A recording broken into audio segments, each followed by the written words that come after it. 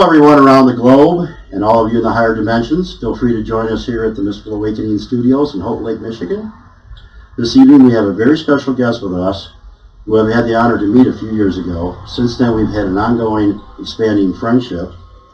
With each new encounter I realized there was much more than meets the eye with this gentleman. And even today he continues to surprise me, not only with his revelations about himself, but about life and the universe and how it's all connected to music and sound. He is an author, a spiritual intuitive musician who uses the divine science of music in his songs. He is the founder of the philosophical view called The Starboard Quest. He has a new book out, also a new CD. Please welcome to the show, Mr. Mark Jager. Welcome, Mark. Ahoy. Glad to be here. Before we get started, I feel like I need to ask you permission to come aboard, because in the beginning of your new book, you invite the readers to come on board with these very special crew members. As a matter of fact, I feel like I'm sitting in the captain's quarters right now. And we'll get into those characters a little later.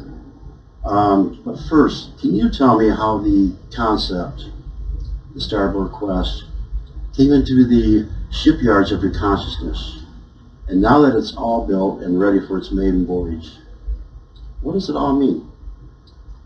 The Starboard Quest is a musical idealism concept in which musicians navigate towards the higher ideals of sound, and in so doing, create a music which attempts to incorporate the higher principles of the Aquarian age to create a new genre called Aquarian music. The concept is epitomized in a symbol. The symbol is that of a ship called the Starboard Quest, which is navigating by celestial navigation towards the constellation Lyra, which is pictured as an eagle ascending, whose chest area is composed of a celestial heart. The passengers and crew members of the ship represent various musical sages who have sought the higher ideals of sound through the ages. So in summary, the ship's journey represents movement towards the higher ideals of sound and music over the centuries. The starry constellation Lyra represents the higher divine ideals of music, and the crew members represent musical sages throughout the ages seeking the higher ideals of music over periods of time. So let's talk about some of these philosophers and scientists that are sailing with the people on Starboard Quest. People have contributed to the spiritual, scientific dimensions of music. I think our audience will be surprised who some of these people are. So I'm going to throw out a few names, and you tell us how they contributed. How about Pythagoras? Well, Pythagoras is said to have been able to hear music emanating from the earth and universe others around him could not hear. He said that all of creation is singing praise to their Maker. He said that most people could not hear it because of the illusion of material existence. However, he spoke of a coming day when this hidden music would begin to dawn in the consciousness of certain individuals. And once again, it would begin to be heard as it was in the Golden Age. So the question arises, could it be that this day has come, and that the distant whisper of its melody is beginning to faintly sound in the ears of those who are in tune with it? Okay, let's talk about Plato a little bit. How has he contributed to music? Okay, the Greek philosopher Plato was once quoted as saying that in order for a utopian society to be established, it must first be purged of its toxic and unprecedented music. So they had very strict guidelines with which they, let music into their civilization. Okay, now this is one I didn't know had a musical background. It was Martin Luther, who broke away from the Catholic Church. Tell us about him.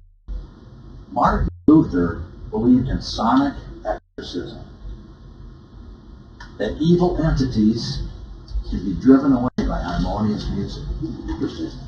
He also believed, as Pythagoras did, that music was infused into all things and that one day it would be heard again. He believed that music was to be taken away from vile and perverted men and be put back into the hands of those who would do their best to use it correctly. So what we are speaking of is a worldwide musical revolution in which evil music and musicians are overthrown and their toxic music is banished from the earth. Interesting. Okay, now these are just a few of the people who are on board with Starboard Quest, the crew. Some of the people on there are Kepler, Sir Isaac Newton, and Tesla, just to name a few, and maybe we'll get into some of those a little later. One day you and I were discussing your book, and you said something that I believe a lot of people might not know or have forgotten, and that is, in ancient times, music was not really for entertainment, like most of it is today.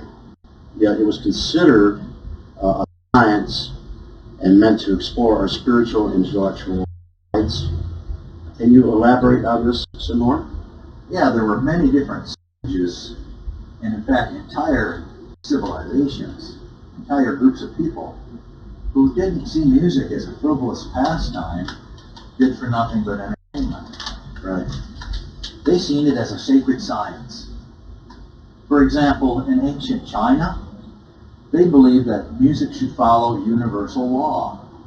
They believed that any society that began making music which was dissonant and unconnected to the universe, that society would eventually collapse. It would only be a matter of time before the entire empire would deteriorate. They would actually monitor their province's health by monitoring what type of music the people in that province were listening to, and whatever particular reason.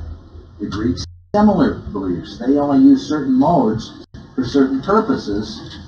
In fact, the majority of the music that you hear on the radio today was against the law in ancient cultures. And ending this little thought here, as recently as John Sebastian Bach,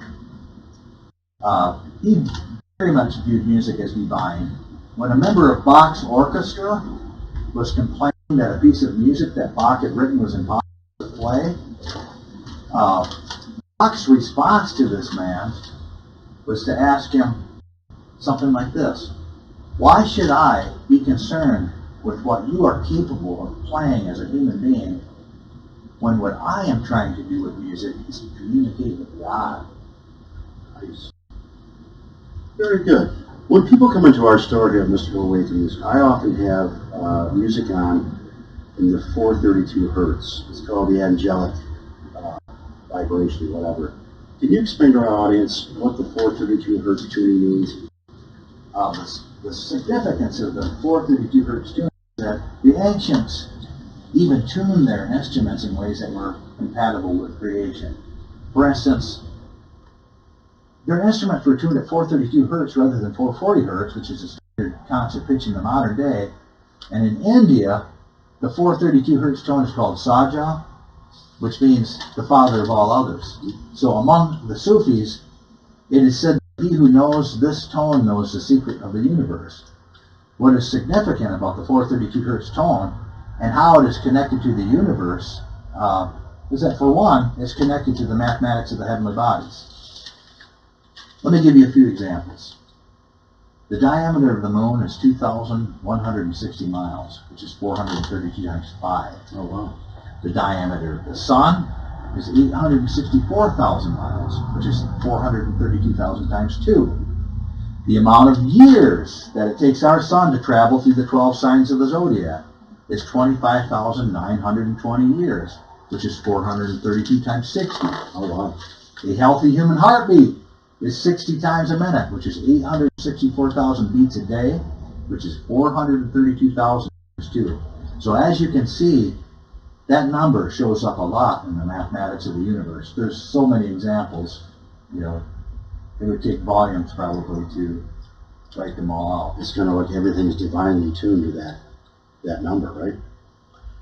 Okay, Mark, can you explain some of the conceptual instruments that the people created in the past, what philosophers from the past created them. For example, how about the celestial monotone?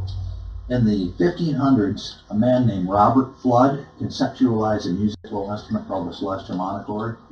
The celestial monochord was an imaginary instrument that stretched all the way from the Earth, through the atmosphere of the Earth, through all the various levels of outer space, up through the various regions of the spiritual beings, up to the highest heaven, where it was tuned. All the planets and levels were of a different note or vibration. The notes were lowest on the Earth and kept getting higher and higher in pitch as the higher you went up the string. And so that was pretty much the celestial monochord. Nice. What about the cosmic bowl instrument? Well, that was something that Plato came up with. That was a musical instrument, a conceptual musical instrument, that consisted of 7 bowls that represented the 7 planets. The bowls were attached to a spindle at the center. The larger bowls were at the bottom, and they got smaller as you went up. They believed that the rims of the bowls were the orbits of the planets, and as the planets went around the rims, they were believed to make a note of the musical scale. If you've ever ran your finger around the rim of a wine glass, you get the idea. Right. And who created the ultimate instrument? That was, I believe, came forth from the Renaissance, and it might have been a composite of a number of different people that came up with that. But in this particular instrument, somewhat similar to the celestial monochord, they had the conductor at the very pinnacle of this. For example, maybe standing on the conductor's podium. Beneath that level were all the different spiritual beings who were actually living musical instruments like angels that were actually, the conductor was in control of them. Right. Beneath the angels was the universe. And during the Renaissance, there were certain people that viewed the entire universe as just an instrument that the spiritual beings were playing. Beautiful. And going on down to the realm of human beings, it was believed that human beings were actually dancing out the dance of life according to the vibrations of whatever zodiac sign they were born under. And then beneath the human beings, you get down lower and lower to all the different music of the different animals and plants, and probably even down to microbes and right down to atoms. Probably. Right. And also in your book, you showed that Benjamin Franklin recreated that cosmic bowl instrument too, right? I think he might have gotten the idea from that. Right. He made the glass harmonica, which I believe you can still see the original rendition of that in the Philadelphia Museum. I want to play one, so. Well, that would be great. Yeah. In your opinion, Mark, some of the modern music problems that need a solution today, but I want to go on record first before you answer that we have a lot of brilliant musicians out there making beautiful music. But what if, a lot of them not so much. What's your take on that? Well, you may recall that Martin Luther was quoted as saying, harmonious music repels evil. So what do you suppose attracts it? A lot of modern music is disharmonious. It actually attracts evil. Many people bask in that. Most of it's played in 440 Hz tuning, which is out of keter with the harmonic resonance of the universe. The instrumentation in modern music is many times unbalanced. Many times the drums dominate, the bass guitar dominates, the lyrical content and many times is dark, dismal, and foolish. And the whole reason and motive and intention for performing it in the first place may not be for the enlightenment of your fellow man. Yet at the same time, like you said, you have beauty coming through the music. You have divine gifts in operation. Somebody can take a divine gift that they have and do something funny with it or whatever. So what you have is a mixture of light and darkness. And what has to happen is some type of process has to be gone through in which the light is separated from the dark. So we have, kind of like in an alchemical type way, we've gotten rid of the dark and we've retained and even strengthened the light, the good qualities. In your book, you explain how music goes through these cycles or reaches extreme high spiritual peaks and very low vibrational periods. Can you explain the musicians of the past that are considered light and darkness? in music, and why is this? People might ask, if we're getting close to the breaking forth of light in music, then why are there so many dark musicians on earth right now who openly proclaim to be dark? Well, in the chemistry of the universe, it's always darkest just before the dawn. In order to understand the light, you must first understand the darkness. How would you ever know what stellar music sounded like unless you had first heard distorted or unprincipled music? The dark musicians had to come forth. They had to first come forth to create a dark background in which the light will be highlighted. The musicians of darkness are actually enhancing the light by reason of their darkness. They are a necessary evil. That's why they have been allowed to continue to enhance the brightness of those who will do what's right. And going along closely with this is the idea that the Greeks had of three different types of human beings: the animal man, the human man, the divine man. The dark musicians fall into the category of animal man. They cater to the sensuous pleasure of the animal. They have the largest audiences because the majority of the human race may be at the level of animal man. Therefore, their lyrics cater to that level. The music we are speaking of, which is going to come into global dominance, is that which caters to divine man. You see, there's a music which creates, that caters to the lustful nature of beasts, which all of us can act like sometimes. And then there is a music for the contemplation of the gods. And what we are speaking of is universal music, which caters to the God race. And there are fewer people in the God race, or at that level. And the audiences are smaller. Well, that might be true on this planet, but maybe not so much in the universe, right? I mean, there may be more people out there that are attuned to that higher frequency, and we're just learning it again. Interesting point. Yeah, because you had said that, music goes to these peaks and has its renaissance, let's say, and then it goes to a lower peak, and then it goes back up. Do you have any idea of how often this happens? Is there a timeline, or is there something behind it that makes that happen? I think that's up to the conductor. Okay, yeah, exactly. I get your point. So, Mark, in your quest to find the magical, spiritual, scientific secrets of music, you have come across some very interesting people who are exploring music in a very different way. Let's run through some of these clips that you have had the honor to meet these cool musicians, and tell us what you think. Your research has led you to a gentleman named Berkeley Walker at Michigan State University. Tell us a little bit about that.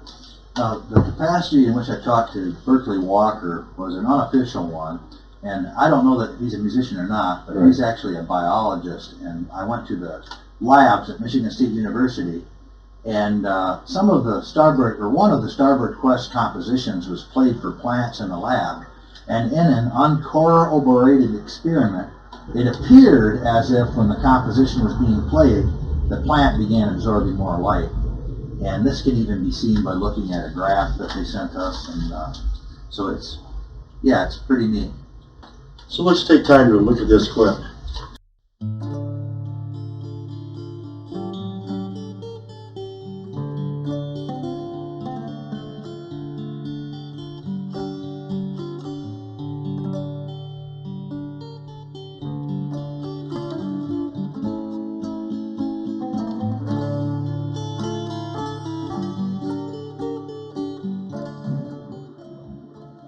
What we'll do is these leaves up at the top are the most active photosynthetically. And so I look for kind of the first one that's folded all the way over and still get lots of light. So I like this one right here. Plus it happens to be about the right size. And I'm actually going to raise this up a little bit. You don't want to move this around once you plant the leaf on, because then it's not really too happy.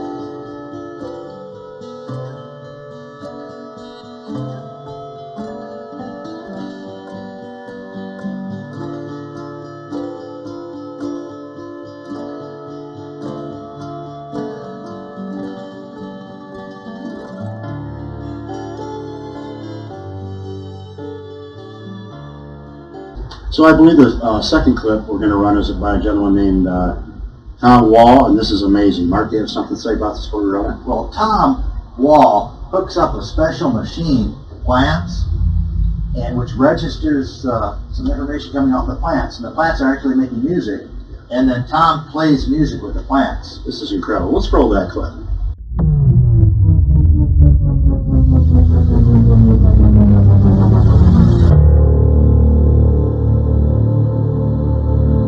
Through the centuries, some have insisted that the music of the spheres came to Earth on ghostly whispers of astral light.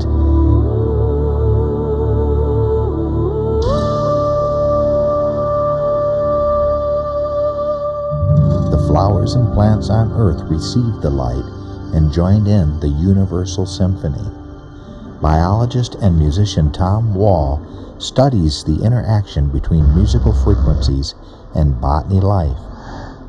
Through his musical interactions with the plants, he has come more fully to understand the musical connections between all living things and what the ancients might have considered a universal orchestra.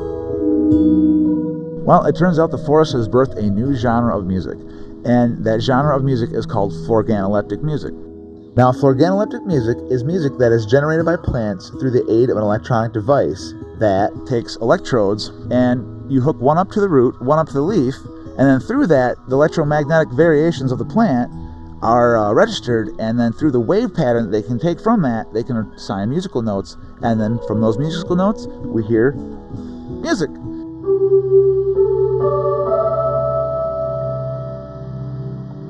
So what we have here is the music of the plants device. Now this is the device that registers the electromagnetic variations of the plant and converts it into music. And then through that we have an auxiliary cord that goes out and goes into one of our speakers so you can hear it in real time. Now we'll turn it up and we'll see what the plant has to say. This is the cedar we just plugged in.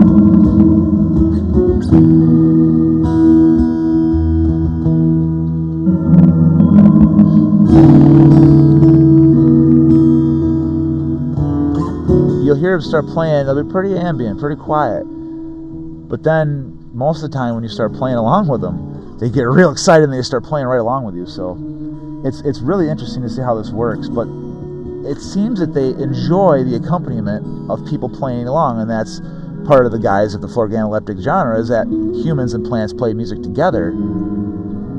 But it's an improv style because clearly you can never predict what a plant's actually going to do, right? I mean, it's a plant. Tom has a very deep understanding of the elements surrounding him as we walk on his family's property where he grew up as a child exploring. As I've gone through all this, I've started to realize that I think space is a series of somatics, the sound and the silence, and then obviously through that, then we can have the hydrogen and the oxygen, all that come together, and we have water, and then water feeds life, but everything living breathes for each other and with each other and exists with each other, and we are all on the same ecosystem, and we all work together to make this what it is. No matter what we want to believe, that's the truth.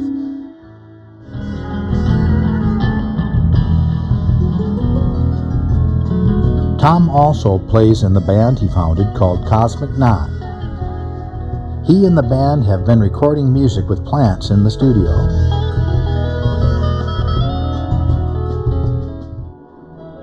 Tom and his friend Tony have taken this concept further by taking impulses from the plants and triggering a 3D projected light show that Tom performs with.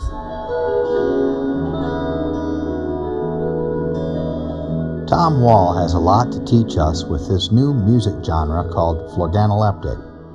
He has shown us the euphoric excellence of living in harmony with botany life. Plants seem very happy to live in harmony with us. Perhaps it's up to us to learn to live in harmony with them.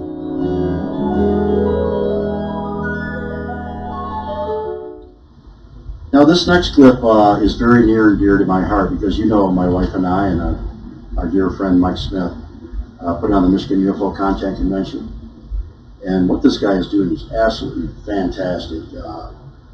And I'll let the clip talk for itself. Before we run it, his name is John Shepard. Tell us a little about this. Well, John built a 2-story transmitter to play music for aliens. For years, he had a radio station that would actually have to take FCC breaks and everything. It's a licensed radio station where all he did was broadcast music to outer space for aliens. Fascinating. Let's run that clip.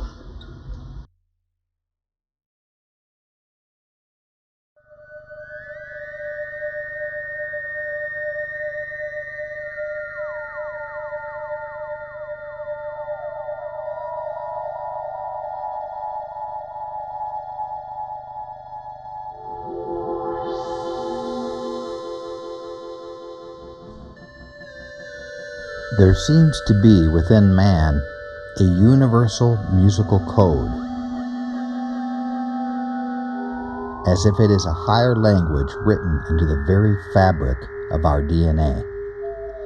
Certain tones and frequencies evoke specific feelings and emotions within human beings. Is it possible that there are other beings in space who respond to this same universal symphonic language? John Shepard of Kewadin, Michigan, believes it's possible. He has broadcasted musical signals out into space for decades, attempting to communicate with advanced intelligences. So, John, where did this all begin? It began in my early years and my fascination with electricity and the unknown, for the unknown is a mystery to be solved. I always kind of considered myself an explorer. I'd be looking for deeper meanings in things and why they are what they are. There's no doubt that John has a fascination with extraterrestrials. The thing about ETs for me is I feel like there's an incredible knowledge base out there. Why, shouldn't we communicate with them? Why shouldn't we study them? Why shouldn't they share ideas with us or us with them? We could advance so fast, so far. John's electronic project started growing more and more. As they started to take over his grandparents' home, they encouraged John in his endeavors. One of the things that we did was I set up a 150-watt vertical marker beacon transmitter. We called it for short BMB.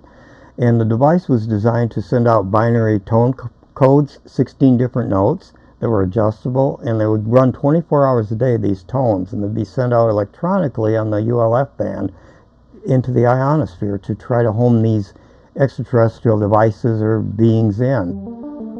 Then there was this one interesting incident between Shush Mountain and Shanty Creek near a power substation that fed power to these 2 resorts. Guy driving his pickup truck down the hill, and when he got partway down that hill, his truck stopped immediately, stalled out, the power went out, his lights, everything. And he described what he thought was an object like a spherical object with a ring around it, like Saturn, a planet. He might have been there 3 or 4 minutes. He looked up and it was just began to lift up and fly away. And when it did, he was able to restart the truck. That's from the Sheriff's Department interviewer description that I actually heard and saw the written notes on. With the help of his grandparents, John had developed a completely new studio. The studio was 42 feet long, 20 feet wide, and 2 stories high. I built this huge project, a research facility, and we called it Project STRAT, Special Telemetry Research and Tracking. That was the acronym for the operation as a whole. And it included the transmitting of music, it included the searching and detection of unidentified aerial phenomena, and it involved all that kind of thing, as well as connecting with people who have maybe seen unidentified flying objects, and discussing it and writing it down, making notes, recording these reports. So it was kind of an all-in effort to try to evaluate this phenomena that kept coming into our space, into our time. John had started gaining attention from many news outlets.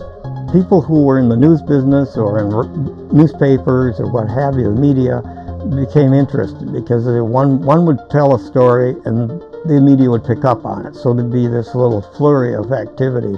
Then what got interesting is later on, when all this was kind of circulating in the national stage, I even got to appear on Joan Rivers, which was kind of fun. And there were numerous other things, documentaries, and now of course this Netflix thing, and many things in between. I can't even remember them all. It is recommended that you watch the Netflix original documentary entitled John Was Trying to Contact Aliens, directed by Matthew Killip. There you will learn much more about John's personal life. And this is Project Stratter Station 1, which is broadcasting to you from beautiful northwestern Michigan. And closing out our program tonight is a little music from Stephen Halpern. He's titled Black Rock. One of the things I'm working on now is we're setting up a studio here. Well, I've had a studio most of my life in one form or another, but this is more of the kind of studio you would broadcast programming from, music programs, kind of like we did at Project Strat or Station 1. But now we're doing it in the form of podcasts. That's what we're just getting into. I'm also recording a bunch of music productions from my own works. So I'm combining these ideas as well as playlists from other musicians and artists who do similar things. So music is a great medium for expressing that, sharing that, opening that realm up to the mind, to the intellect. Music is a key, and so is sound. John Shepherd continues on his pursuit of the unknown. I had a fascinating time visiting John in his studio. His love for music, sound, and the unexplained resonates soundly with all of us.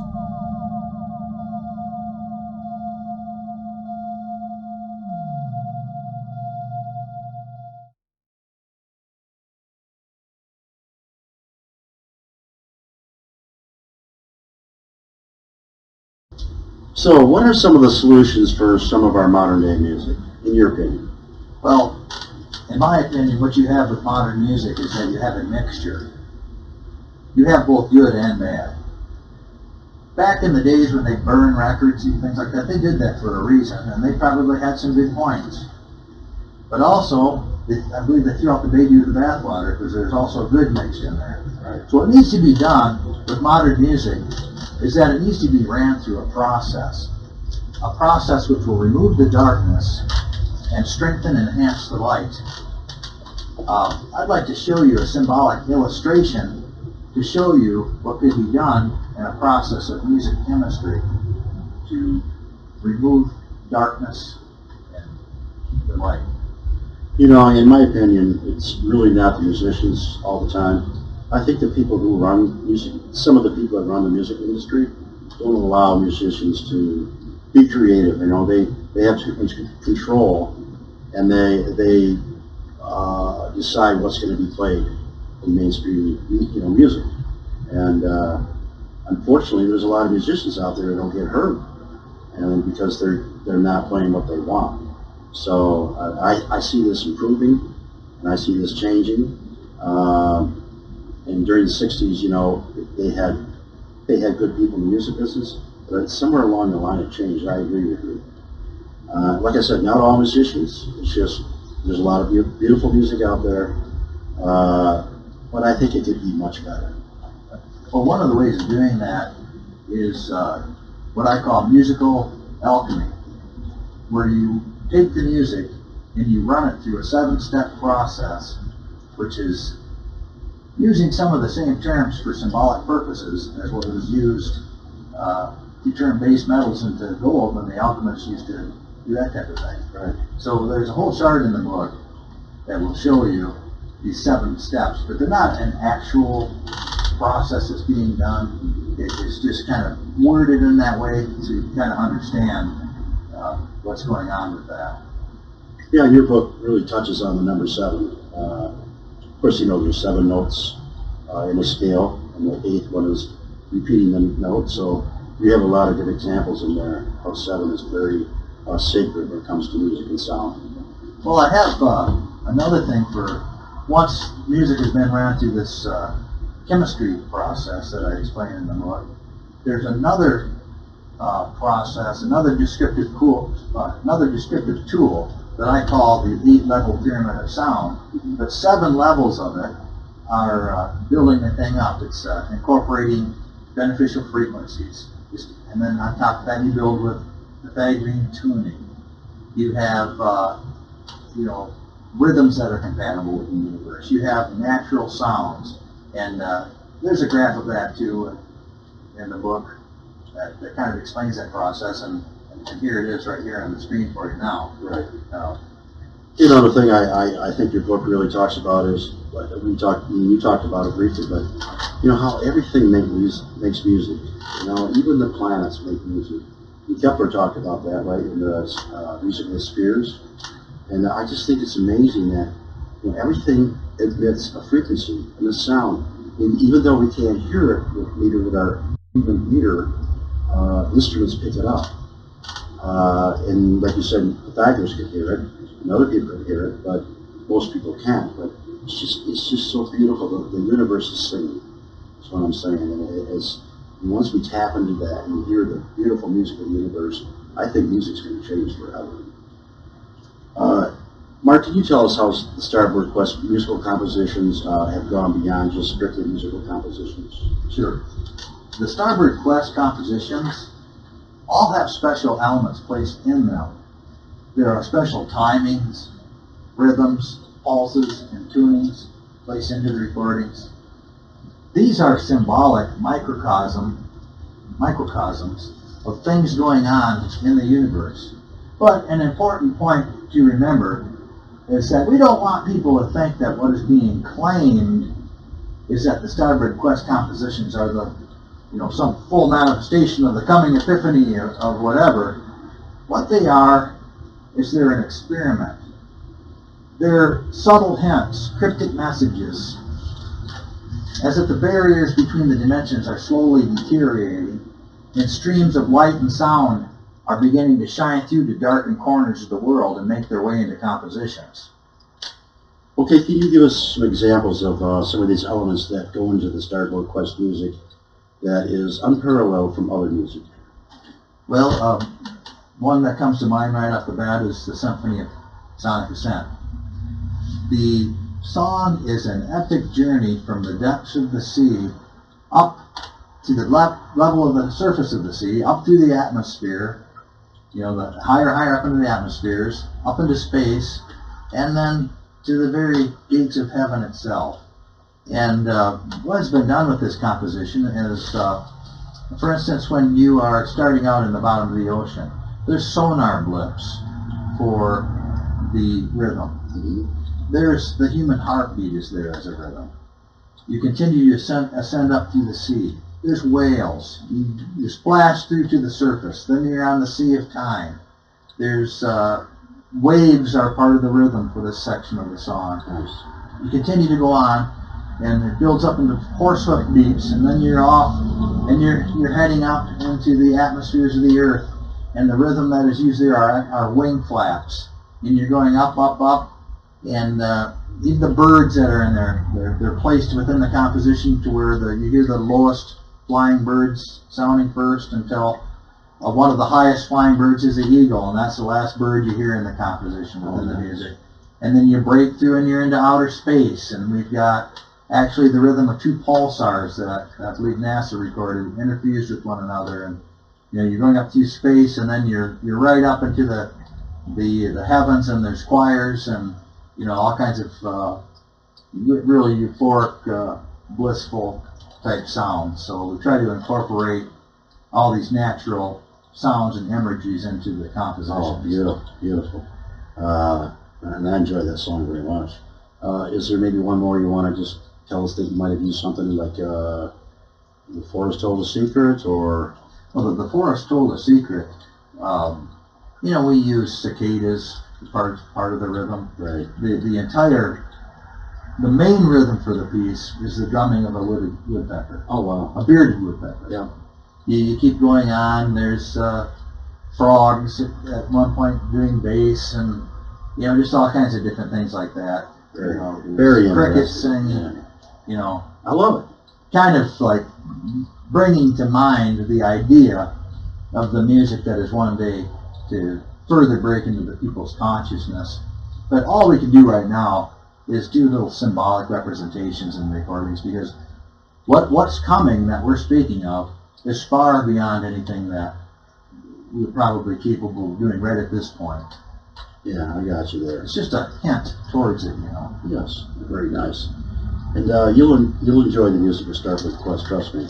Mark, I want to thank you for being such a wonderful guest this first hour, because don't go away. We have another hour where you can ask Mark some questions on chat and find out some many more interesting things about this gentleman that he does.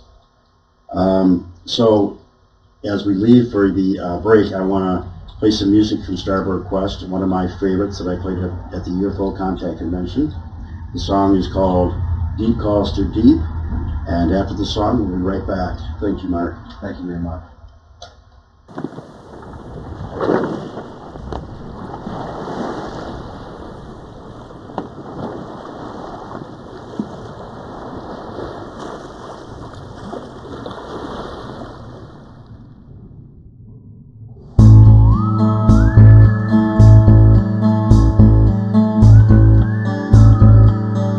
Hundreds of eyewitnesses observed a series of strange lights over Lake Michigan last night.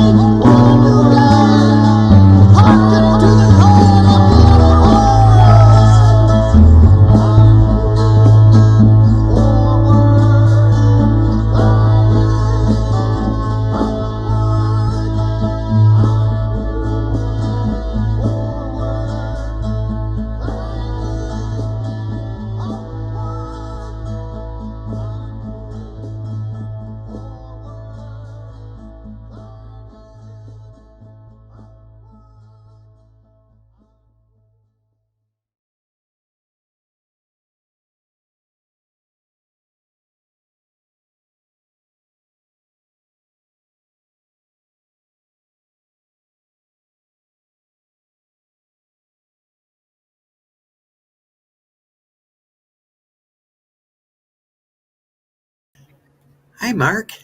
Hey, Deb. How are you doing? I'm doing great. How about you? I'm doing great. Arjay's on his way. He was having some technical difficulties, but I'm thinking people are going to be eager to have some, ask a few questions. Sure. Let me put it up on the screen. Okay. Can you see that? I can. Okay, yeah, I can read the So question. go ahead. It says, Mark said that people who burned records had a point. Do you think then that people currently burning books also have a point? I'm not exactly sure what you're referring to, which books are being burnt, but I suppose that would just depend on what the content of the books are and their reason for doing such a thing. Right. Right. Okay. Thank you for answering that. And we have a good friend of ours saying hello. Hi, Tim. Hey, Glad Tim. you're here with us. And I believe that RJ is in the studio, so let's see if we can add him. And I'll remove myself. Hi, everybody. How you doing? Welcome to Mystical Awakenings Radio. I'm having a little trouble with my stuff here, but I think we're on track now. I hope you enjoyed that pre-recorded video that we did.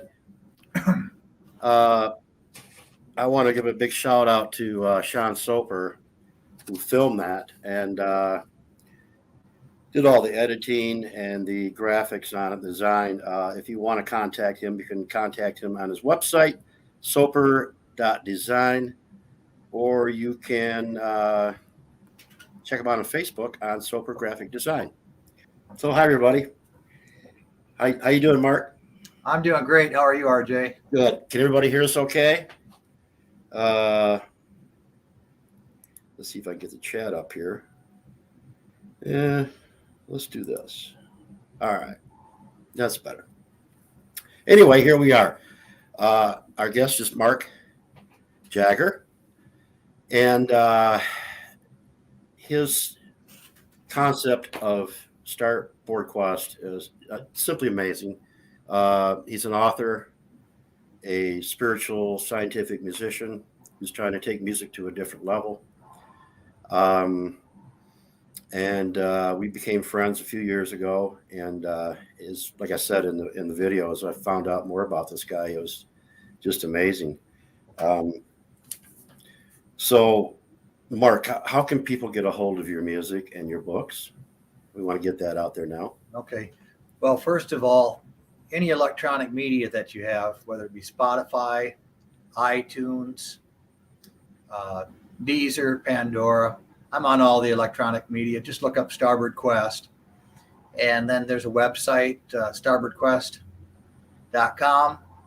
There's, if you want to email me, I'm starboardquest@gmail.com. There's videos on YouTube. There's a YouTube channel. There's any number of ways you can look a little bit more into the music if you'd like. Oh, that's cool.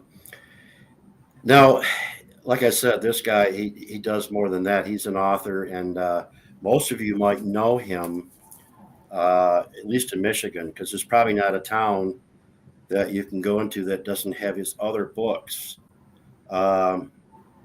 and they're called the Mystic Michigan books. You probably have heard of them. Let's see if I can get them up there. And how many books do you have these, Mark?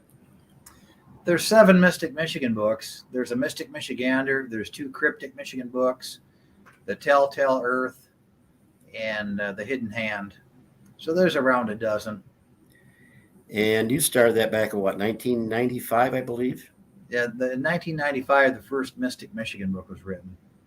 Now, this had to take a lot of research. I mean, because if you guys are into the paranormal, the UFOs, the cryptic, ancient sites, these books have it all. And if you're in Michigan, you can just pick one of these books and go to these sites and have fun with them. People come into our store, I say, hey, if you got nothing to do, grab one of these books, go look them up. So what got you started in that, Mark? In the Mystic Michigan, or? Yeah, Mystic Michigan. And we'll get back to the Starboard Quest in a minute. Okay. On Mystic Michigan, back in the 90s, I was a stringer for quite a few different newspapers. And one summer, I made a guide for one of the papers. And it went across so well, one of the editors there at the paper said, you should put this in a book. And so I did. And they just took off, and I've been at it ever since. Nice.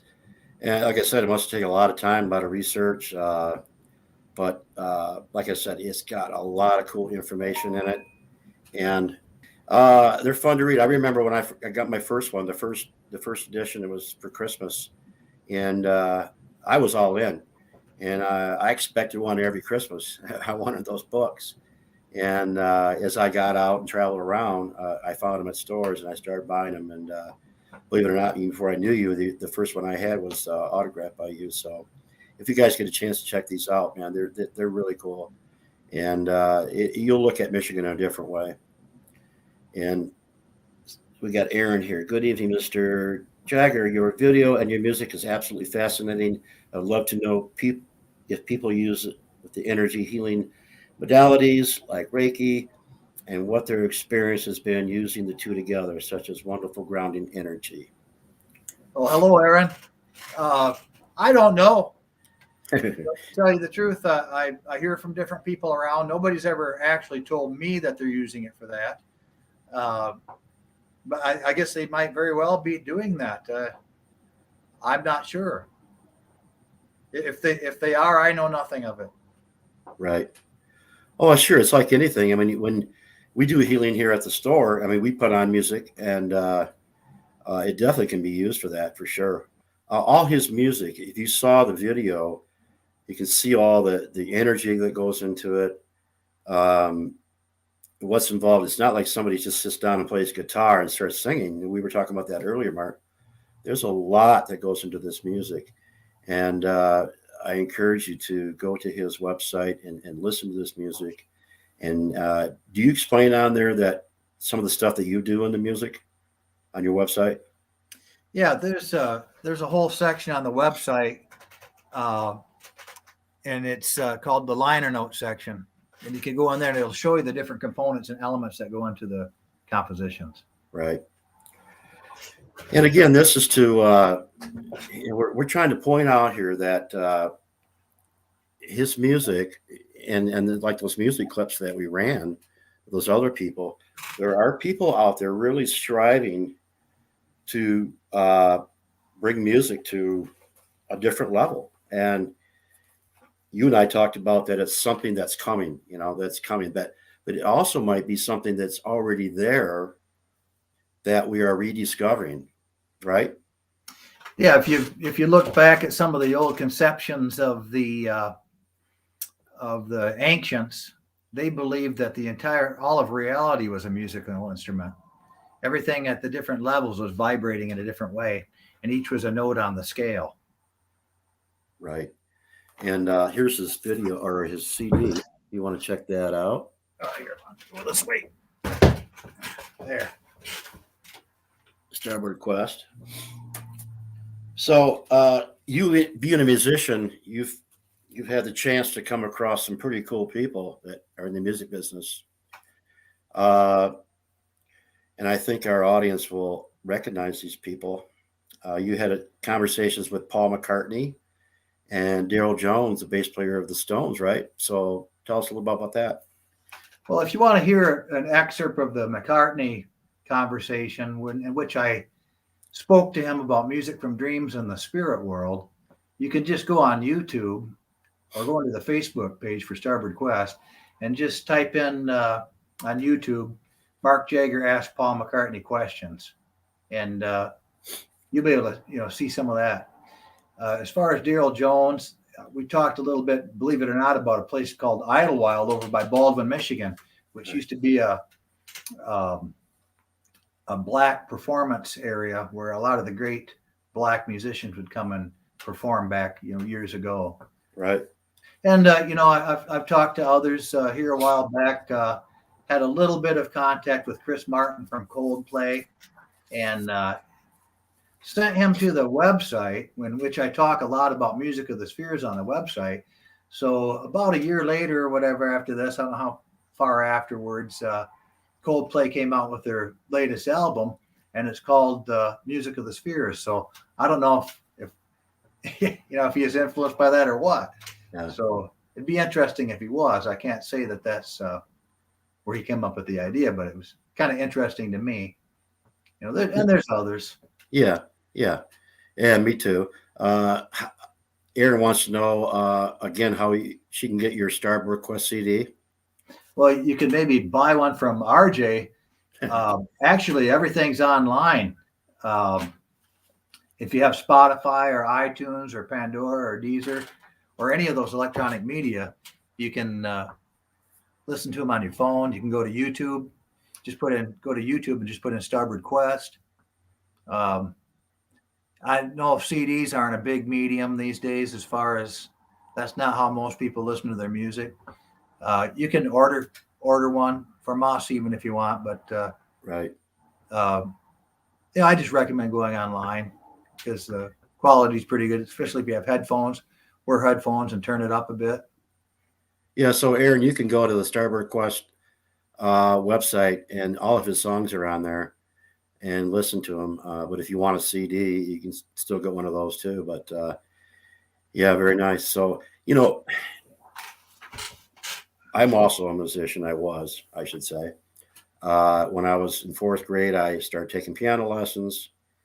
In 5th and 6th grade, I played flute in the band at elementary. In 6th grade, I took guitar lessons.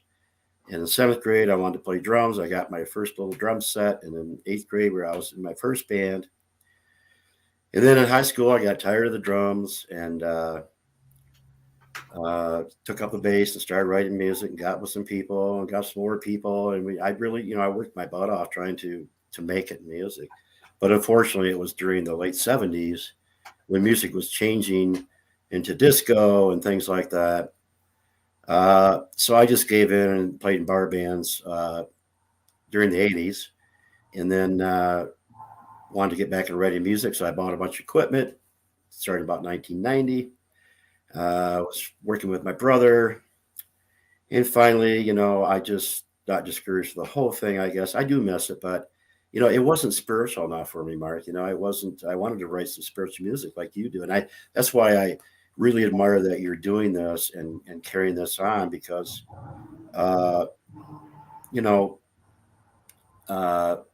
it just makes me feel good that people are still trying to find a higher vibration in music. And, but it's a lot of work. It's a lot of work, right? Definitely. A lot of work. You see, a lot of the musicians today have the attitude of just wing it, just play whatever you feel. And I can certainly understand that. But if you go back and you look at Bach and Beethoven and some of these composers from times past, they wouldn't just wing it. They were really thinking these things out and really placing a lot of components in the music that were quite extraordinary. And I think that there's a place in the modern day to go back to that, some that type of thinking. Mm-hmm. Yeah. We were talking about it gets frustrating to it's tough to be a musician and to get your point across, for sure, especially in these times. But like I said, I admire you for doing that, and that's why I support you. It just pleases me that people are doing that, but like Tom Wall and Shepard that we saw in the video. So, when did you start playing music, Mark? I believe I might have started when I was 13 or 14 years old, and then I started recording when I was 15 and was getting stuff on the radio by the time I was 17. Oh, wow. So it's been quite a while. Yeah. So Aaron says, I always use specific frequencies during my sessions, and his music would be such an awesome addition. Oh, cool. Yeah. Yeah, that's great. Well, feel free. Sean Soper, an idea for Starboard Quest to create music for healing, possibly releasing music without vocals. Yeah. Yeah. In fact, Sean actually was the one that come up with the idea to just have like some instrumental stuff. And then, like you didn't see all of the video of the song that was playing there because we had to go right into this, but he had the idea to go back through and put on the screen all of the different elements that are going into music, to show exactly what are in these compositions. And you can go online, in fact, to go to the YouTube channel or just put in Starboard Quest and then put in Deep Calls to Deep with liner notes. That's one of the videos. And you'll be able to see, I think what got cut off earlier that we weren't able to see. But yeah, that's a great idea. And Sean originally come up with that as well. Right. I started enjoying New Age music in the 90s. And I play it at the store here all the time, but I'm a kind of a lyric vocal guy, and I always find myself coming up with lyrics to this instrumental stuff, and I feel that's what is missing. So it's dependent whose it is, who likes it, and what you like to listen to. But it's hard for me, Mark, to have music without vocals, and because you're expressing what you say, and you know what I'm talking about, right? Well, you know what? It's really interesting that you're saying this because I'm thinking of a quote by Plato, the Greek philosopher. And in this quote, Plato was quoted as saying that the highest form of music that there is, at least as far as like on this planet, is music that is perceived by the mind only. And when you're talking about, coming up with lyrics and ideas for music and this and that, I think a lot of people have probably noticed that within their own minds, they can just come up with completely great things. And sometimes when you go from the mental aspects of music and then you try to actually record it and capture what you have in your mind on tape, it's very difficult to, if you understand what I'm saying, to capture the essence of what's within and actually capture on audio. That's a different story completely. So I can kind of see what he meant when he said that, the highest form of music there is music performed music perceived by the mind only. Right. I wanted to thank Jack Mercer for joining us. He was on a little earlier in the bottom there. How you doing, Jack? Good friend of ours. Yeah, Aaron says, don't you love the universe? Yeah, it's amazing. The universe is singing. I mean, everything, like you said, is emitting sound and frequency, and it has sound to it.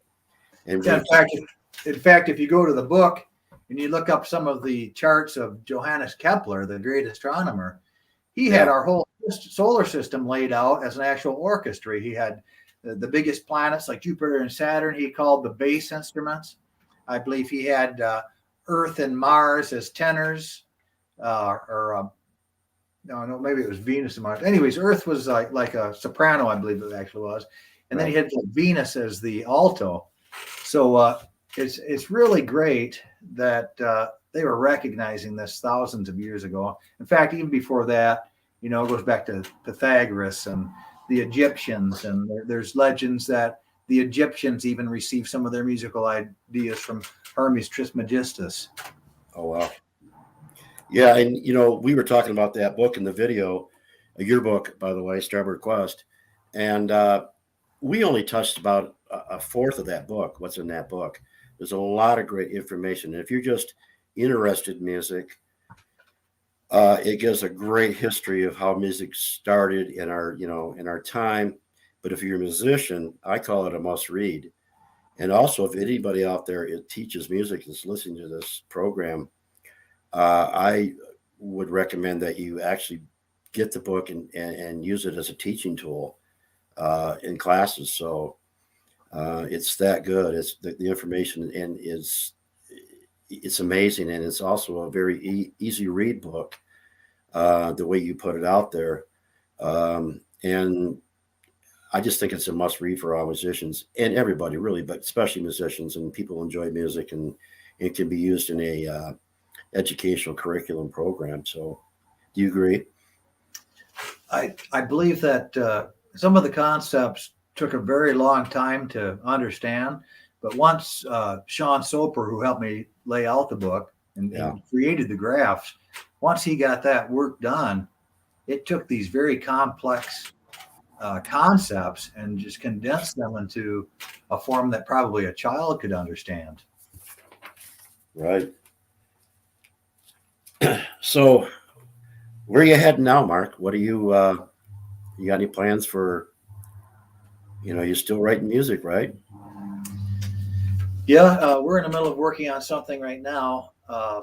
We're just kind of like taking a break from it, but hopefully we'll continue to implement some more of these ideas and these elements into these compositions and kind of try to expand the possibilities in people's minds of how much more is possible with music than what we're doing right now in the world. I mean, you stop and think about it, probably for the last 50 or 60 years, for a lot of the music, we've had, lead guitar, bass guitar, rhythm guitar. And as far as the types of drums, you got the snare, the toms, the bass drums, but there's so many different types of percussion. There's so many different types of instruments that could be used that in a large majority of the music haven't been used. And so it's gotten to the point where a lot of the stuff sounds the same, Right. Breaking into the Pythagorean tuning rather than the tuning that most of the music that we've known is done in is a big thing. And that's becoming more prominent.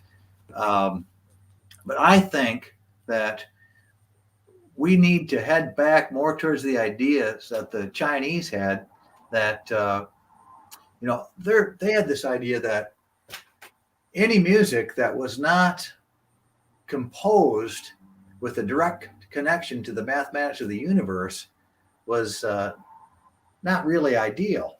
So I think that people could move back to that idea. How can we connect more with our music to the mathematics of the planetary spheres? And that's what we try to do. Yeah, and in order to do that, we have to raise our vibrations. We have to realize it's there first and be aware of it. And that's what you're trying to do, that people like you and Tom, and trying to make people aware that, we can connect to these sounds and they're there. And if we have to do it with instruments, maybe that's the way to do it, but I mean, as far as, electronics and things, but someday the hope is that we can actually hear it, right, with our own ears. Well, Pythagoras is said to have been able to hear music that nobody else could hear. Yeah. That it was just out there, and he attuned himself to it. And at times, I think possibly he could be right in the same room as others, and he could hear it, and they couldn't. So that's pretty fascinating. And in the Hebrew literature as well, it is mentioned by some. I don't know how true this is, but I think even some of the different biblical characters are said to have been able to hear that. Right. So it's just really interesting to think of it. And I think, you talk about this instrument. I think that the their idea of the whole universe of all existence being a musical instrument, that thing is already all set up. It's already there.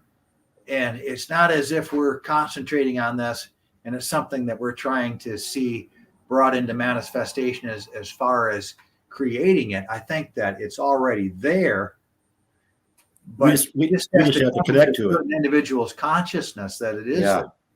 Like the whole structure is there. It's Right. already set up. It's already happening. It's already playing. We just need to come into harmony with it. Right. Yeah, we gotta get on the same frequencies and raise our vibrations. And once we do that, we connect with it. We'll be like Pythagoras, can hear it, right? So, excuse me. Now those glasses you're wearing, I got to ask you about those. Yeah, they're not sunglasses. They're not sunglasses, are they? No. What are they? Well, you see, Pythagoras not only believed that just that music could be healing, he also believed that there were certain frequencies of light that were healing. And these glasses that I have on right now are called chromotherapy spectacles. They're Starboard Quest chromotherapy spectacles. And, different waves of light come in, strike your retinas, and our different colors are supposed to be beneficial for different things. And what we've done is we have some examples in the book of how you can take the compositions, and we've paired them up with different chromotherapy spectacles, like different light waves as well to be taking into your being, as well as the music itself. There's Starboard Quest essential oils, so they're all part of the composition too. It's not just audio, it's visual, it's light, it's every essential oil has a frequency. So we're trying to pair all of these things and bring it into one composition, one orchestra, so to speak. Nice. What are some of the oils you use? Oh, well, for example, you can look this up if you'd like to. They recently did a study, and as far as the scent of frankincense, they have found that this is an actual scientific study. They found that frankincense, when you breathe that in, it actually opens up certain parts of the mind that usually aren't open. Right. So the idea is if you have a mind-expanding piece of music that's all done in the Pythagorean tuning, and they're all done, let's say they're at 216 beats per minute, some of them, which is 1/2 of 432. You've got lengths that are a certain length. Some of them are actually 4 minutes and 32 seconds long. You have all these different elements going in. You've got pulsars recorded by NASA, actual rhythms from space. You have the human heartbeat. You have, and maybe one of the nature pieces, you've got the drumming of a bearded woodpecker. I think we covered that earlier in the last segment, but there's just so many things that can be done. Right. And once again, going back to the idea of the composers at one time actually putting more into these compositions, rather than just winging it, letting it be whatever it's going to be. There are purposeful, intentional. You can make compositions with intention, Right. Intentionally put microcosms within them that connect with the universe. So when did you start recording the first songs of Starboard Quest? I mean, when the ideas start with you? Well, Dave Milanich was the producer on some of the first songs, and then Mark Cooper came in. So we've been at it a few years now, and some of the songs have been on, electronic media for a couple of years, but it's just kind of been in the last few months that we're kind of giving enough accumulated for people to have a substantial amount of stuff to listen to. So we've got some radio airplay. I'm kind of hoping it expands out more, but right. I realize that this type of stuff is for a very, niche audience. It's not like your typical stuff. None of it's like dance tunes or pop music or anything like that. it's a type of music that's more designed for the contemplative type. Yeah. Yeah, it wasn't written to, like you said, for entertainment. It's written for spiritual and scientific understanding and revelation. And like I said, if you go to his website and you can see all the stuff that was put into it. Like Deb says, how can we raise use music to raise our vibrations? And I think you're doing that. Well, I'll give you an example. In one of our pieces of music, and I mentioned it early, called the Symphony of Sonic Ascent. Okay, we started out, and of course everything's in the Pythagorean tuning to begin with, but then the underwater part of the composition just so happened to be that Dave started recording that. I believe it was like in February, somewhere between Pisces and Aquarius, and of course Pisces is a water sign, right? Aquarius is a air sign, but isn't it? I think I have that right. But anyways, we found that the different sections were kind of correlating with what time of year they were recording. So in this thing, Dave put frequencies in that are supposed to correlate with both of the different. I'm getting a sign in here that says my battery's running low, so I hope you don't lose me. But so that kind of distracted me there a minute. Let me go check on that, okay? Yeah, sure. So you keep talking. I'll check on that.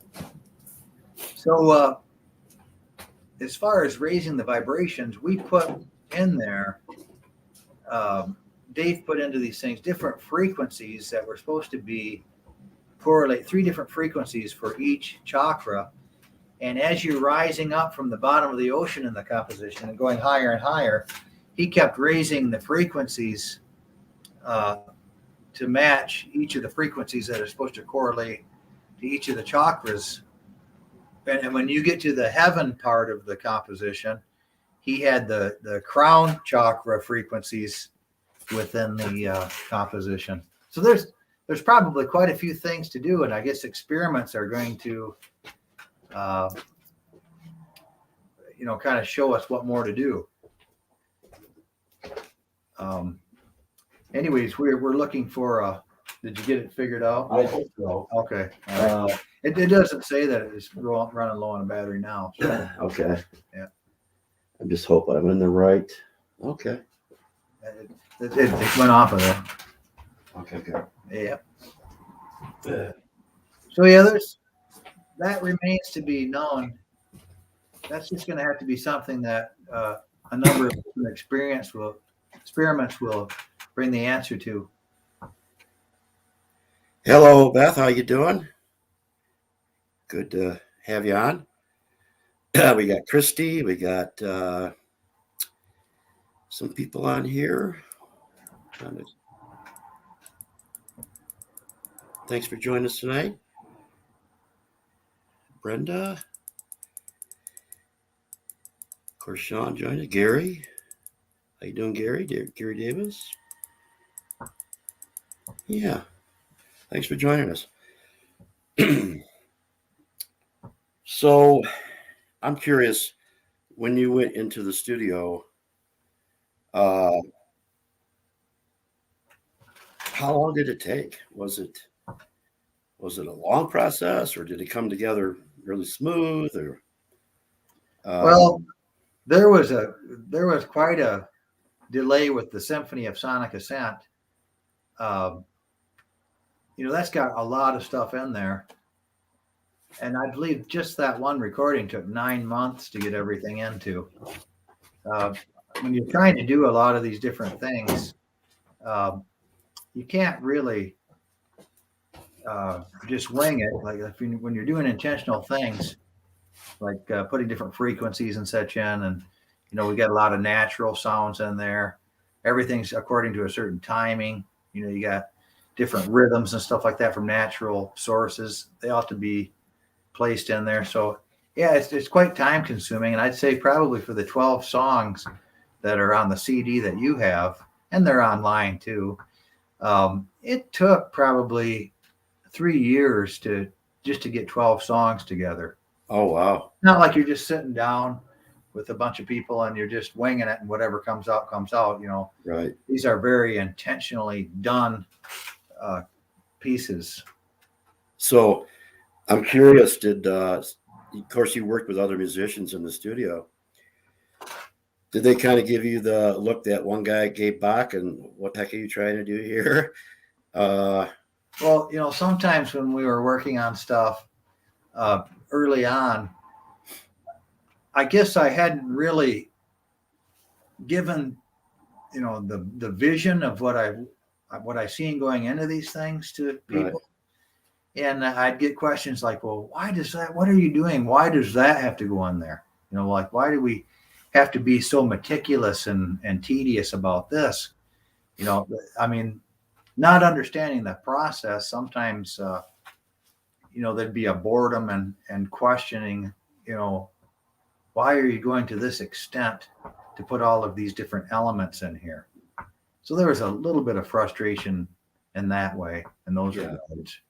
Well, it's it's pretty complex stuff. I mean, maybe not to you, but there was a lot that went into it, and you're adding cicadas, you're adding heartbeats and pulsars, and I'm sure it took some time.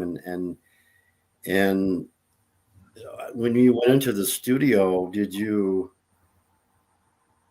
pretty much know what you wanted, or did you some of it kind of got made up as it went along? Well, or ideas came to you. Some of it you knew right from the beginning, and that was kind of mapped out. You have like a blueprint kind of. Right. But then as you progress in a creative endeavor like that, oftentimes you'll get inspired, or somebody will think of something that you didn't even think of. Right. And you'll take it home and listen to it, and then sometimes you can hear entire parts. Like there were times where I would listen to things and I would be hearing things into this composition, and then that they would go in later that you didn't originally hear right from the beginning. But the weirdest thing that happened was there's this song called The Midnight Ride of Paul Revere. And in this song, Dave sent me home one night and he said, just listen to what's in here. So I took it home, and when I got home and I was listening to this thing,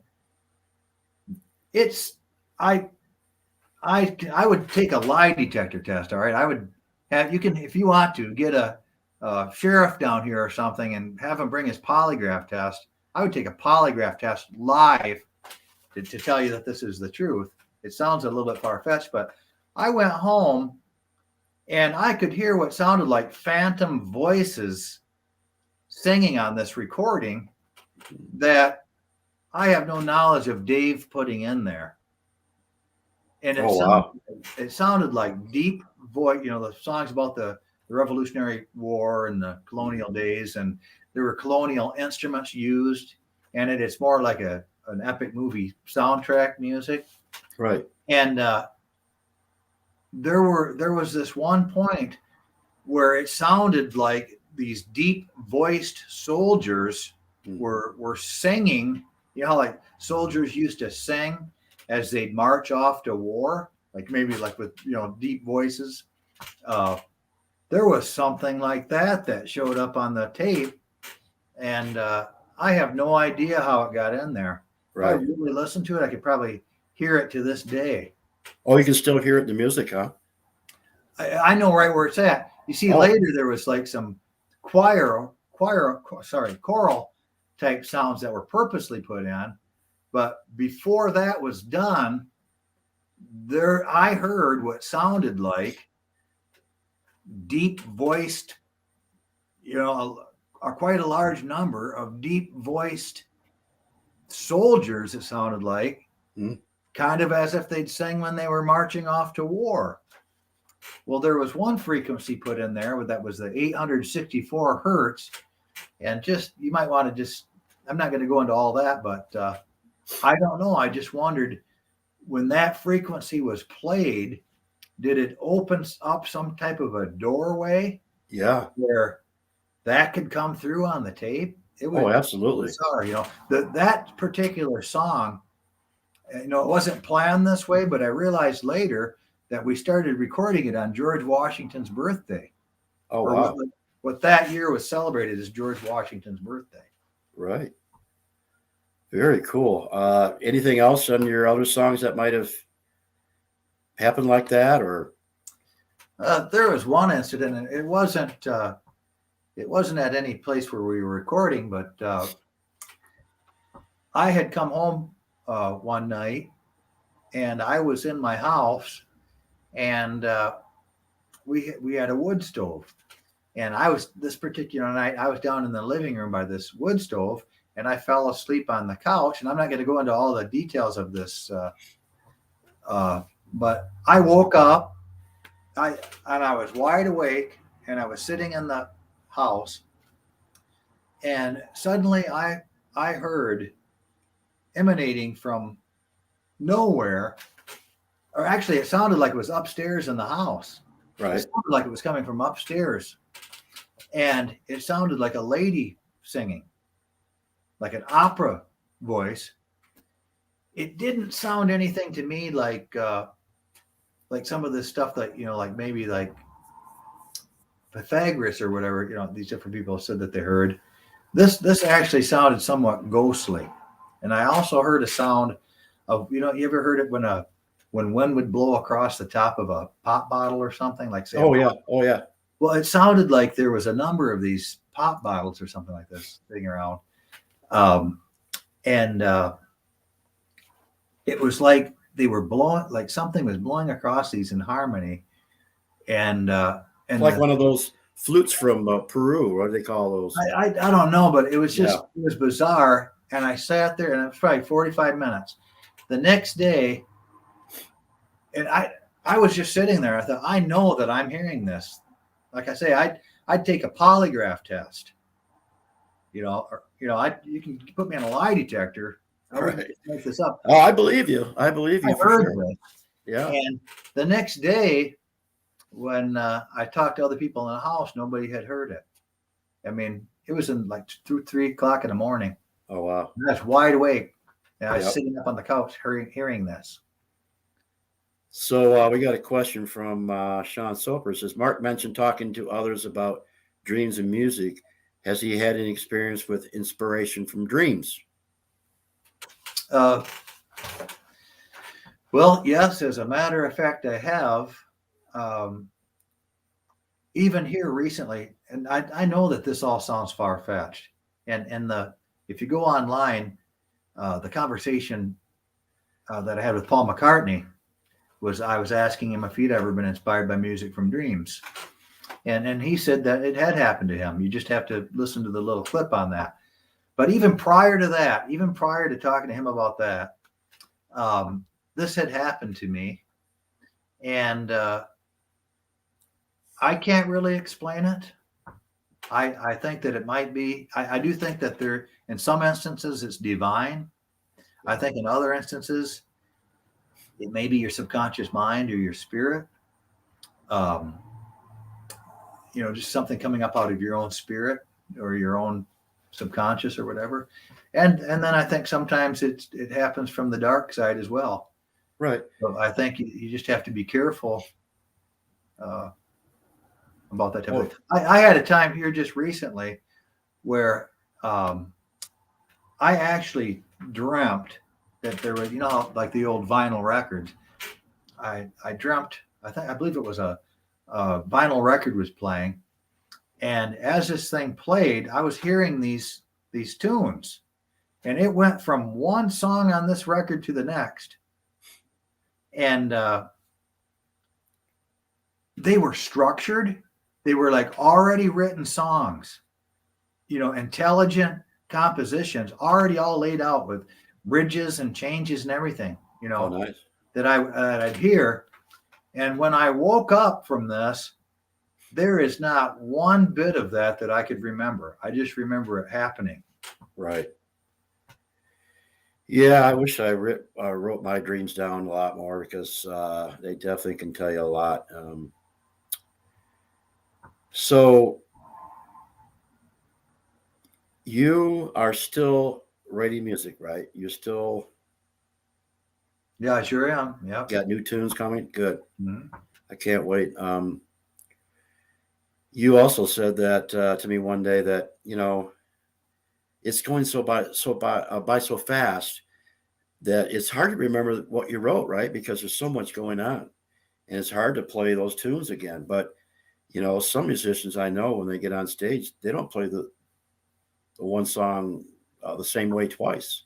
So, uh, and I was trying to tell you that's okay. Just a lot of people improvise when they're playing. Who were some of the musicians that influenced you when you grew up? Well, I'd say that it was run of the mill. I'd like to Yeah. be able to say it was people like Bach and Beethoven and Mozart and all the great composers, because I think that those guys were genius. But the people that I was influenced by are probably just a lot of the same run of the mill people that everybody else out there Yeah.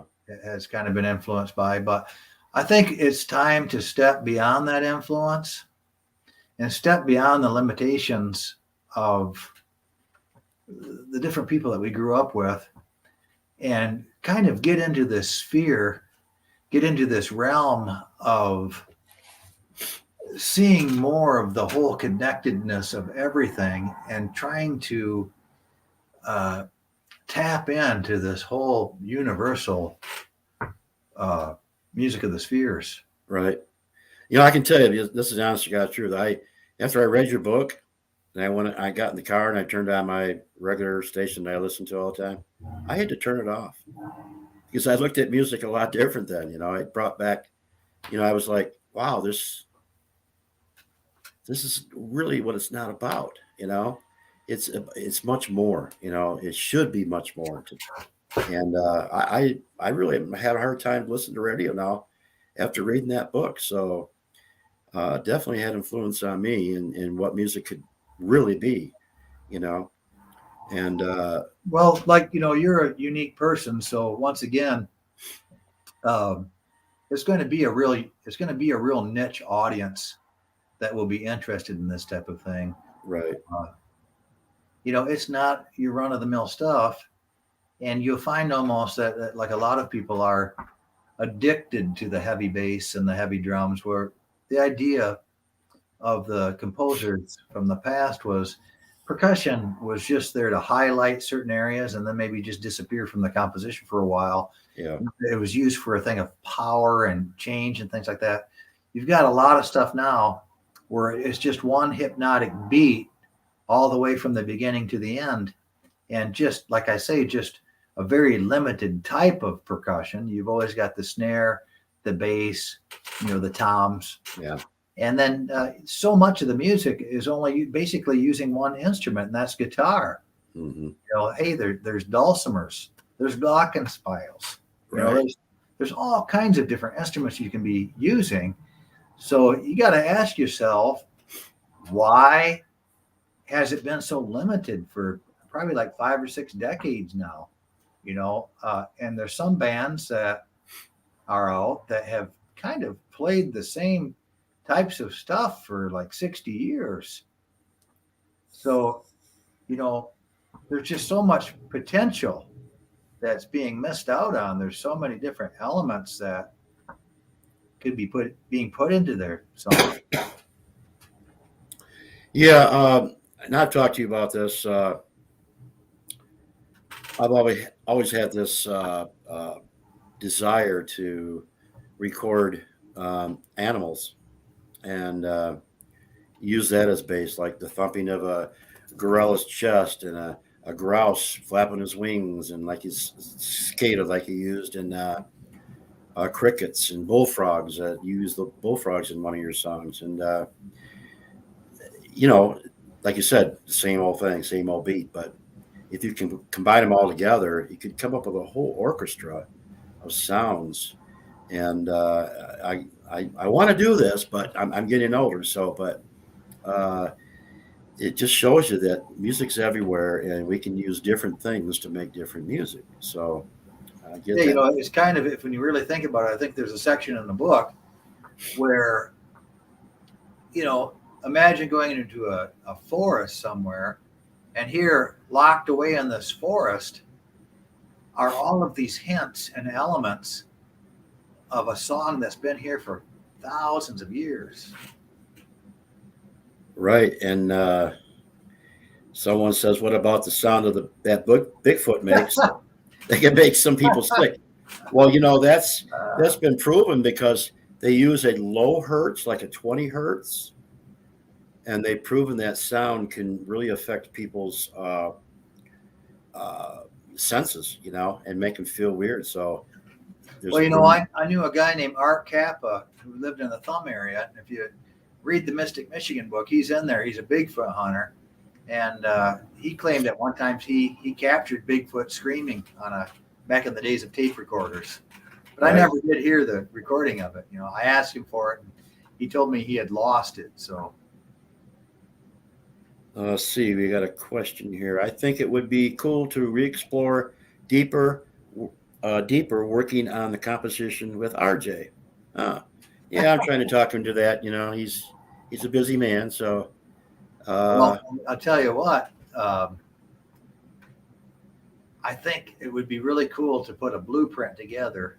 Yeah. And just take time with it and find out. How could you do something like that? You have all of these different elements from the universe and nature, because I'm telling you, there are actual tones and frequencies and melodies that the different birds and stuff make. And in one of the songs called The Song of the Morning Dove, we've got the whole melody of the thing is mostly composed of the melodies of a robin and a mourning dove. And some of the rhythm is actually the fluttering of wings, like what you were saying. And right. I just think that there's so much that could be done. Yeah, I was talking about making a whole song without using an instrument, maybe some vocals. But if you ever want to do that, I'll take care of the bass and drum part of nature, and you can do the. I didn't know that you were a drummer. I knew you were a bass player. Yeah, so I would love to do that. Here's a question by Penny Gullett. The part about plant emitting sound waves is so cool. EMF. Well, I'll tell you, that is absolutely amazing. And I had even heard at some point in the past that just a while back, actually, when you take two circles and they meet and it makes the little shape there. Yeah. I can't think of the name of it right now, but okay. So you can take measurements on that. I'd have to show you the notes. It's kind of hard to explain. Right. You can take measurements on that, and they correlate to different musical notes. And so all of the different leaves, like different types of leaves and stuff like that form that shape like that. Right. When you look at that and really examine that, study the mathematics of that, they are doing different notes of the scale and making different octaves and harmonics of notes within a musical scale. Yeah. Even visually, even geometrically, they are. And in addition to that, like when Tom puts the machine on there, they respond to him. He'll be sitting there playing with his guitar, and he says sometimes they can anticipate what he's going to do. Oh wow! Almost as if they're reading his mind. And another thing that's really interesting about that is when he tunes his instruments to 432 hertz, which is the Pythagorean tuning, he was telling me one day that they found out when they were playing, in the 432 hertz on their instruments, that the birds and, different, creatures of nature were all in tune with that 432 hertz. Oh, wow. They were singing in the same tuning. I was going to ask you, I think they switched in the 20s or 30s to what hertz? What was it for? What? Well, right now, standard concert tuning pitch is 440 hertz a note. Why'd they do that? Well- Why? How'd that happen? Well, there's a lot of people online that say that that was a conspiracy. Oh, I haven't really looked into the whole conspiracy part of it that much, but they claim that after World War II, one of the German scientists or whatever actually was kind of behind this. All the standard concert pitch for almost all, probably every song you hear on the radio is at 440 hertz. And there are those that claim that it dulls people down. It keeps them from really, getting in tune.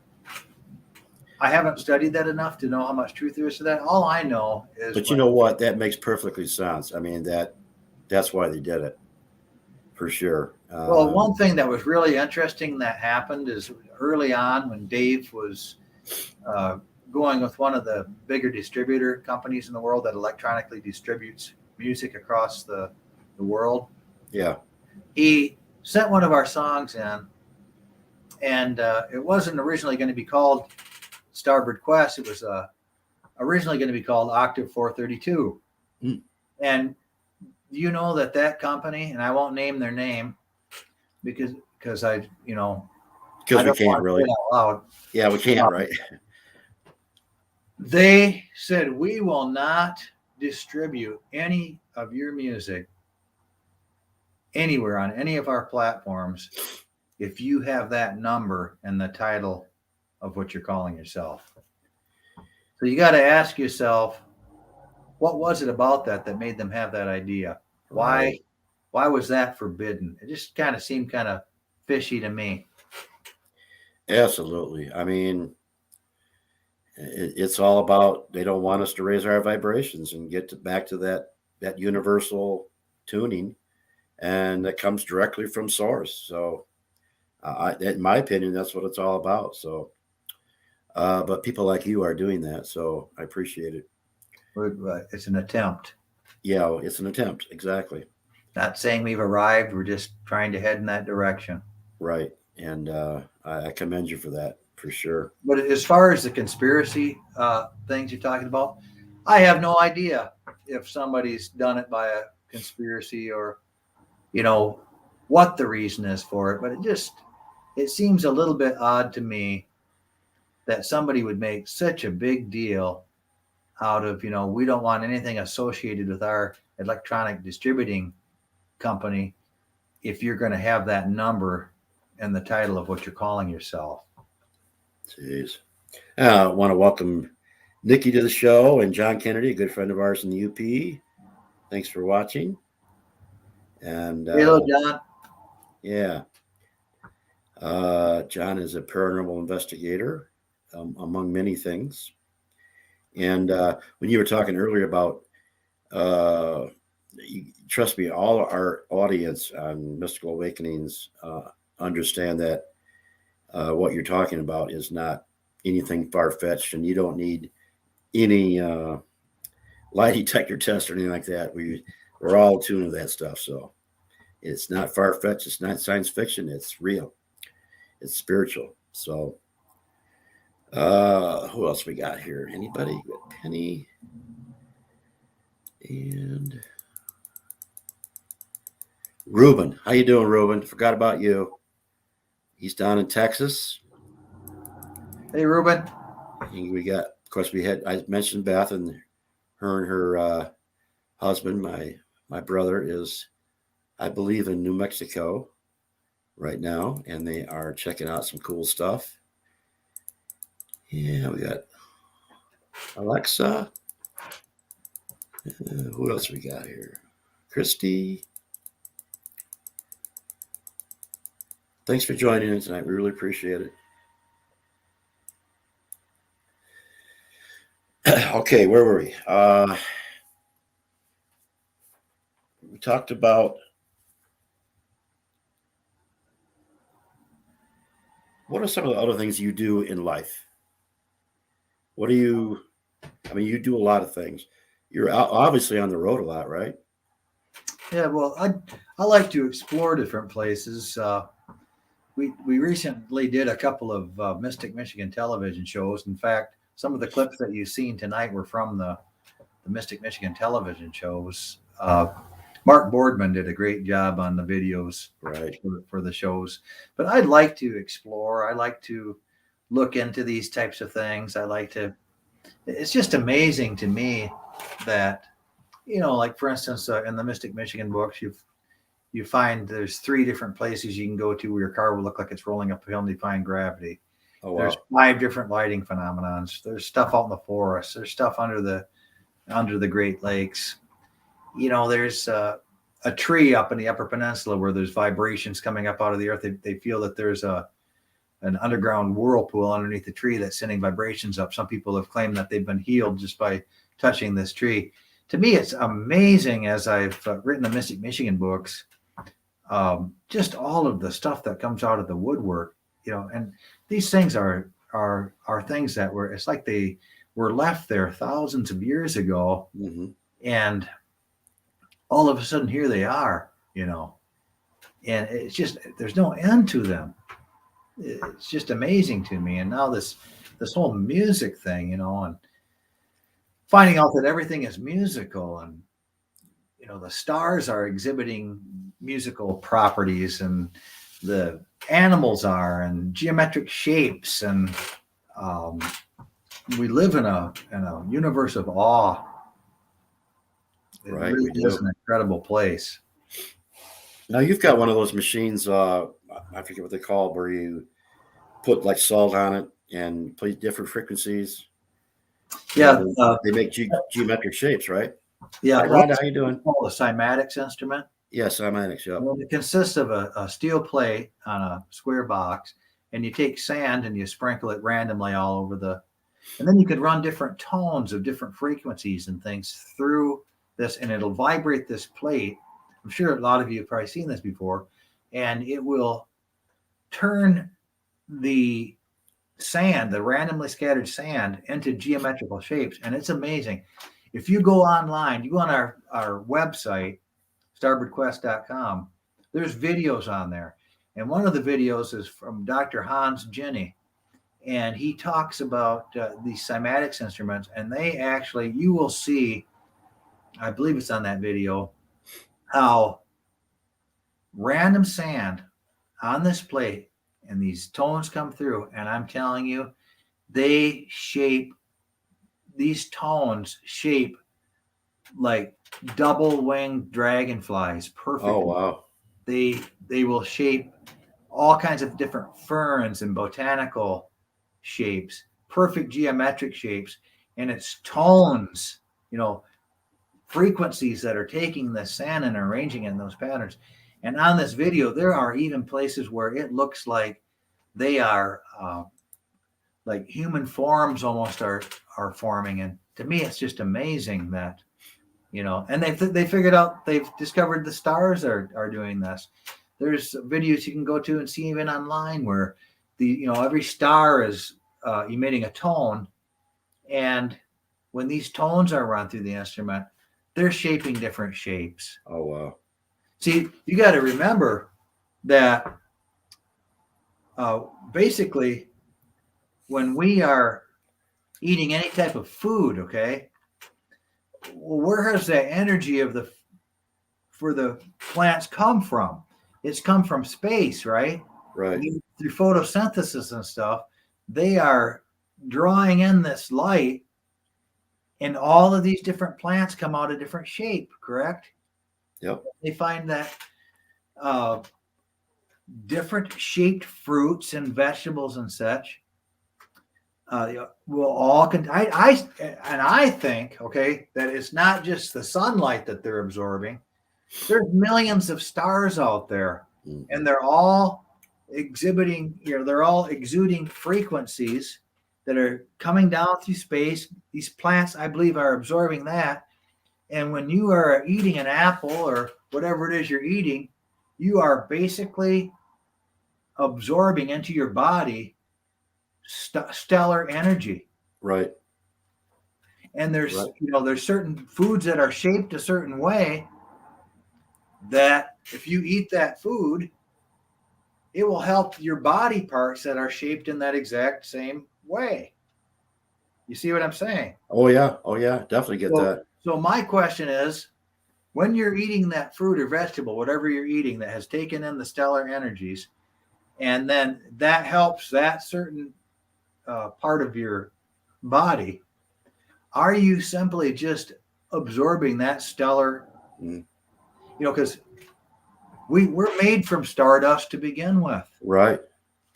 So, and we react in it. You know, we're living in a sea of different types of electromagnetic energies. We've got energy around our bodies. You know, we're not just disconnected from everything. You know, everything is a whole system. It's all working together. You know all about this type of thing. Right. So how do you, if you can now do a music that's in harmony with the stars, with nature, being played at the same frequency, at the same speeds, you're putting actual sounds from nature into the recording. Is it because every one of your body parts, you know, is vibrating at a different frequency. You've probably heard of Royal Raymond Rife, Dr. Royal Raymond Rife. He invented the electron microscope, correct?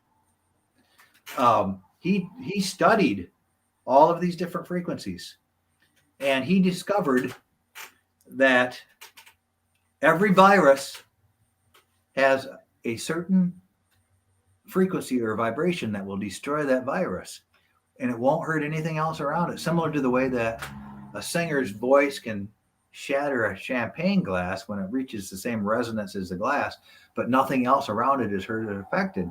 He was taking diseases and blasting them with certain frequencies that he cataloged. It was destroying the diseases and not hurting any other part of not hurting any organs or anything like this.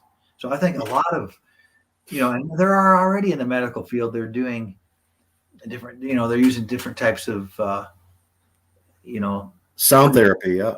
You know. Yeah. Yeah. Absolutely. I think that as we move on, the understanding of that is increasingly going to get greater. And, you know, I'd probably say in the 70s or 80s or maybe in the 60s, the whole health food revolution began. Yeah. Yeah. I think that there's a music revolution coming. I know there's already, you know, you can go on and there's a lot of different like new age type things and things like this. But I think it's going to go beyond that. And I think that what's coming is going to tap into the wholeness of everything. Right. And we're going to begin to see some amazing things happen. And everything that we've known, you know, like probably from the 60s on, kind of like into the modern times, they're all kind of influenced in the same way. I think people are going to more and more realize that a lot of this stuff is dangerous and it's harmful. And this isn't to say that anybody did anything, or that most people at least didn't do anything on purpose or anything to make this way, or that they, you know, they didn't really know or whatever. People were just experimenting, and a lot of people had a lot of good intentions and everything. But I think we're just going to eventually find that, you know, well, you know, like just like the experiment where they took Bach or Beethoven, some of these guys that were putting more thought into what they were doing. They played, you know, there's the old saying that they would play Bach music for plants and the plants would flourish, and then they'd play some heavy death metal or something like that for the plants, and they completely withered away and began to die. Yeah. So there's got to be something to it, and I think we're going to go through this process where people begin to realize more what's good within what we've done and what's bad, and they're going to be able to start extracting the bad and adding more of those good elements. And that goes back to what we were saying earlier, the graphs on the 8-level pyramid of sound, where you build, you know, different things into these compositions, and then you kind of run through a chemistry process to eliminate the bad. Well, Mark, we're getting to the top of the hour, and I want to thank you for being on Mystical Awakenings Radio. It was a pleasure to do that video with you. It's been a pleasure to listen to you. It's amazing information. Thank you. So you can see the link right there. starboardquest.com to get his music, order his book, get into his Mystic Michigan books. And I really appreciate what you're doing. I find it fascinating, and I wish you the best of luck. All and I right. will continue to try to help you any way I can, because I believe in you, and I believe you're heading in the right direction. And a lot of people on here, Erin, she appreciates the information. Rhonda was Thank you. talking about mushrooms, have a different frequency. So it's all about sound and frequency, how it's connected to the universe. Sound creates geometric shapes, which creates us. Star energy coming in. We are star energy. And I love all that. That was great, man. I appreciate your time, your effort. And I'm looking forward to moving forward and seeing what you do, and also helping you out. Well, Sean Soper, he just created the YouTube channel. It's just in its infancy. I mean, it's just been just a short time. So anybody that would like and subscribe to that would be appreciated. Right. Well, thank you everybody for joining us. We appreciate your time, and listening to all of us, and it was great information. I hope you enjoyed it. And Mark, I will talk to you soon. And again, thank you so much. And Deb, thank you for putting up with us and doing all the tech work and helping us out. We would have not done this without you. Love you. And so until next time, be safe. Yeah, and thank you so much, RJ and Deb. Yeah. I really appreciate you. Yeah, our pleasure. We love you all, and good night, and see you soon. Thank you.